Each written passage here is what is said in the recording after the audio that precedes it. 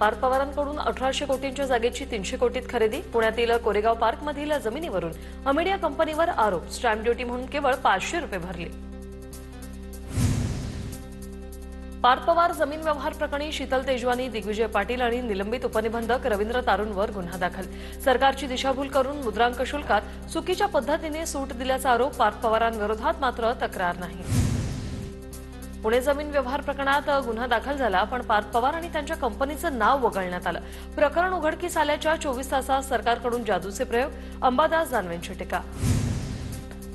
जमीन व्यवहार प्रकरणाशी माझा दुरान्वय संबंध नाही. माझ्या नावाचा वापर करून चुकीचं काम होत असल्यास पाठिंबा नाही. मुख्यमंत्र्यांनी चौकशी करावी. अजित पवारांची प्रतिक्रिया. 3-4 महिन्यांपूर्वी कानावर आलं होतं तेव्हा सांगितलं होतं काही चुकीचं करू नका. अजित पवारांचं वक्तव्य. पुण्यातील जमीन खरेदी प्रकरणात सर्व माहिती मागवली. या संदर्भात योग्य चौकशी होईल. कुठेही अनियमितता आढळल्यास कारवाई होणार. मुख्यमंत्री देवेंद्र फडणवीसांकडून स्पष्ट. पार्थ पवारांच्या जमीन व्यवहारावर एकनाथ शिंदेंनी बोलणं टाळलं. एकनाथ शिंदेंनी माध्यमांचे माईक बाजूला केले.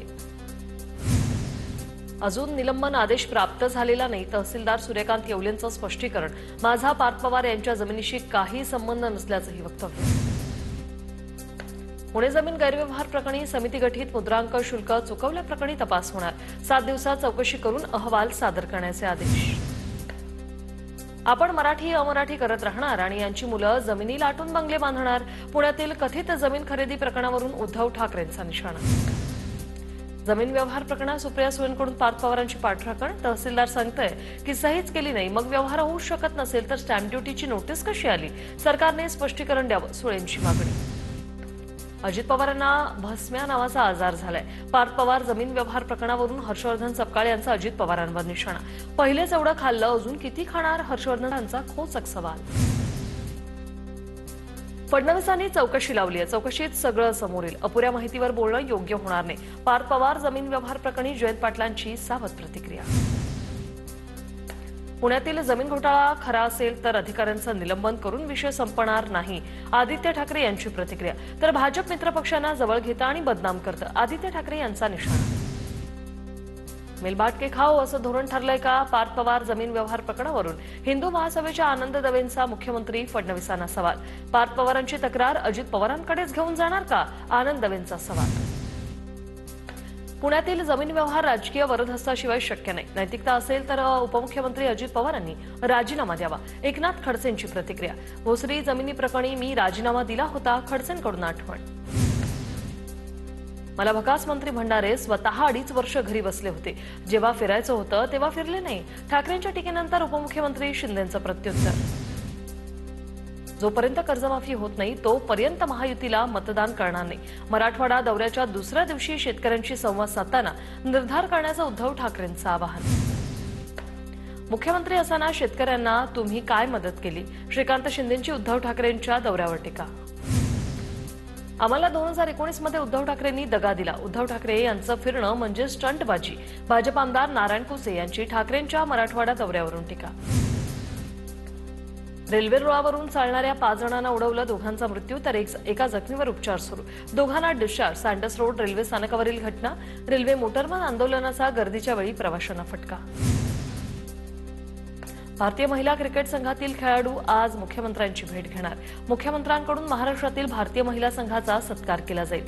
आज दुपारी 12 वाजता वर्षा निवासाने कार्यक्रम. उपमुख्यमंत्री एकनाथ शिंदे आज बिहार दौऱ्यावर. बिहार निवडणुकीच्या प्रचारासाठी एकनाथ शिंदे मैदानात.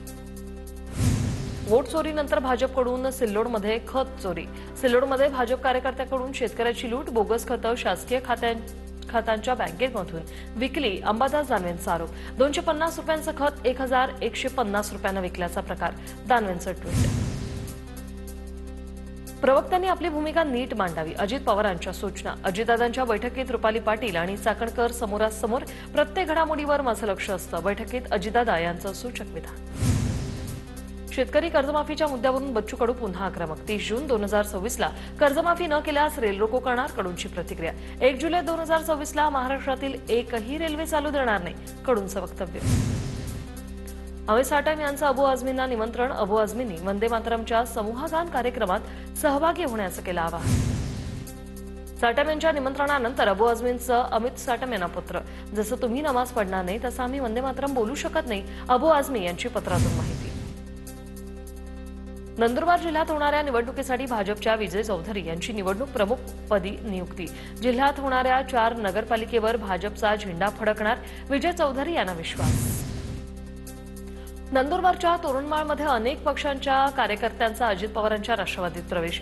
माणिकराव कोकाटे आणि जिल्हाध्यक्ष अभिजित मोरे यांच्या उपस्थितीत सरपंच, उपसरपंच आणि कार्यकर्त्यांचा राष्ट्रवादी प्रवेश. नंदुरबार तालुक्यातील भाजपच्या कार्यकर्त्यांचा शिंदेंच्या सेनेत प्रवेश. आमदार चंद्रकांत रघुवंशी यांच्या उपस्थितीत भाजप कार्यकर्त्यांचा पक्षप्रवेश. नंदुरबार जिल्ह्यात गावित आणि रघुवंशी वाद पुन्हा एकदाचा भाट्यावर. नंदुरबार विधानसभा आणि अक्कलकुवा विधानसभेत युती होणार नाही, गावितांची भूमिका. तर गावित परिवार हे बंडखोर, स्वतःपुरतं राजकारण करत आलेत, आमदार चंद्रकांत सूर्यवंशींची टीका. मंत्री प्रताप सरनाईक यांच्या उपस्थितीत मीरा भाईंदर महानगरपालिकेची आढावा बैठक संपन्न. विविध प्रकल्पांमध्ये शिवसृष्टीचा रस्ता, खाडी किनारा, स्कायवॉक आणि मुख्यालय इमारतीबाबत टाउन प्लॅनिंगकडून खुलासा मागवण्यात आला. निवडणुकीनंतर आम्हाला सत्तेत घ्या म्हणून लाळघोटेपणा करत आमच्या मागे फिरू नका, शिंदेंच्या सेनेचे जिल्हाप्रमुख गोपाळ लांडगेंची भाजपवर टीका. अंबरनाथ पालिकेवर कमळच फुलणार, भाजपनं केला होता दावा. नाशिकच्या रामतीर्थ सेवा समितीच्या गोदा आरतीला मंत्री नितेश राणे यांची हजेरी. नितेश राणेंकडून गोदा घाटावर आरती. पुण्यातील डोळस कुटुंबियांची पुणे पोलिसांकडून दखल. भोंदूबाबा दीपक खडकेसह वेदिका पंढरपूरकर विरोधात फसवणुकीचा गुन्हा दाखल. शंकर महाराज अंगात येतात सांगत डोळस कुटुंबियांची 14 कोटींना केली फसवणूक. कोथरूड पोलीस ठाण्यात गुन्हा दाखल. 1993च्या मुंबई स्फोटातील आरोपी टायगर मेमनच्या मालमत्तांचा लिलाव होणार. टायगर मेमन आणि त्याच्या कुटुंबियांच्या मालकीच्या मालमत्तांचा लिलाव. विशेष टाडा कोर्टाकडून टायगर मेमनच्या मालकीच्या 17 मालमत्तांची माहिती मिळाली. मुंबई विमानतळ 60 देशांना जोडलं जाणार. नाताळच्या सुट्ट्यांमध्ये देशासह परदेशात जाणाऱ्या प्रवाशांसाठी ही सोय. 26 ऑक्टोबर ते 28 मार्च 2026 पर्यंत हे वेळापत्रक लागू असेल. हापूस हंगाम महिनाभर लांबणीवर. कोकणात सततच्या पावसामुळे मोहोर येण्याची प्रक्रिया थांबली. दरवर्षी फेब्रुवारी महिन्यात बाजारात येणारा हापूस यंदा मात्र मार्च अखेरीस येण्याचा अंदाज. लातूर शहरात कोयता घेऊन फिरणाऱ्या तरुणाला पोलिसांनी अद्दल घडवली. लातूर शहराच्या बायपास रस्त्यावर तरुणांची पोलिसांनी धिंड काढली. नाशिकच्या सिडको परिसरात टवाळखोरांचा हैदोस. टवाळखोरांकडून धारदार शस्त्र आणि कोयत्याने वाहनांची तोडफोड. तोडफोड करणाऱ्यांमध्ये 2 मुलींचाही समावेश असल्याची माहिती. बैल खरेदी करण्यासाठी धुळे कृषी उत्पन्न बाजार समितीमध्ये शेतकऱ्यांची गर्दी. बैलांच्या किमती घसरल्या. बैल कमी किमतीत विकण्याची शेतकऱ्यांवर वेळ. धुळ्याच्या मुकटीत गुरुदत्त महाराज यात्रेनिमित्त कुस्त्यांची दंगल. पंचक्रोशीसह उत्तर महाराष्ट्रातून मल्लांचा सहभाग. मीरा भाईंदर पालिकेतील 358 पदांची सरळ सेवा भरती प्रक्रिया थांबवली. नरेंद्र मेहतांच्या हस्तक्षेपानंतर मुख्यमंत्र्यांनी स्थगितीचे आदेश दिले. काँग्रेस प्रवक्ते रवी खरात यांचा आरोप. रायगडच्या मोठे वणगावमध्ये रिक्षा आणि दुचाकीचा समोरासमोर अपघात. भीषण अपघातात एका तरुणाचा जागीच मृत्यू, 3 जखमी. ग्रामस्थांकडून तातडीने स्पीड ब्रेकर बसवण्याची मागणी. परभणीच्या टाकळवाडीमध्ये मुख्य रस्त्याची दुरावस्था झाल्याने ग्रामस्थांनी लावला गाव विक्रीचा फलक.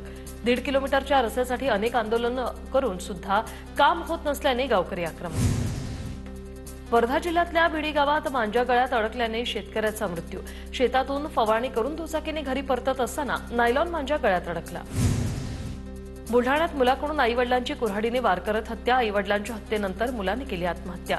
चिखली तालुक्यातील सावरगाव डुकरे गावातील ही धक्कादायक घटना. अकोल्याच्या पोलीस अधीक्षक कार्यालयात अमरावती एसीबीची लाचखोर महिला पोलिसावर कारवाई. ममता पाटील असं लाचखोर महिला पोलीस कर्मचाऱ्याचं नाव. तक्रार फाईल पास करण्यासाठी 8,000 रुपयांची लाच घेतल्याची मागणी. वाशिम बांधकाम विभागाकडून कंत्राटदाराची फसवणूक. न्यायालयाच्या आदेशानं बांधकाम विभागातील वस्तू जप्त. वाशिम जिल्हाधिकारी कार्यालयातही काही वस्तू जप्त करण्यात येणार. काम पूर्ण केल्यानंतर कंत्राट रद्द केल्याचं प्रकरण.